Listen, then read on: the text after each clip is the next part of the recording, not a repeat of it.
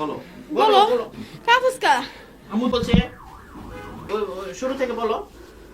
Shot নিয়ে দরকার নাই তো, এগুলো শটের কোনো নয়, এগুলো শটের দরকার আছে কোনো? মানে আমার মেয়ের মাদ্রাসায় ভর্তি করাইছি, মেয়ের বয়স হয়েছে 9 বছর, শেষ হয়েছে হবে মাত্র।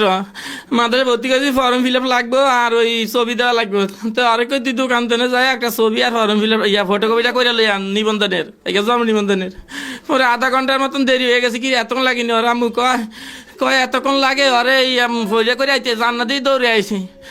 যদি দরজাটা হালকা লাগানো, আমার কাম উপরে হিজাব খুলে লাগছে, মুখে দিয়ে কামড়ের দাগ।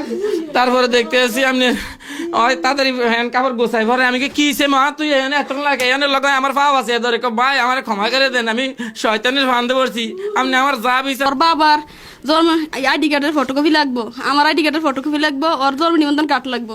তো এগুলো মেইন কার্ড আছে দেখে আমি ওরে পাঠাইলাম, আর ওর এক কপি ছবি লাগবো। তো ওর আইডি কার্ড, ওর বাবার আইডি কার্ড, আমার আইডি কার্ড আর ওর জন্ম নিবন্ধনের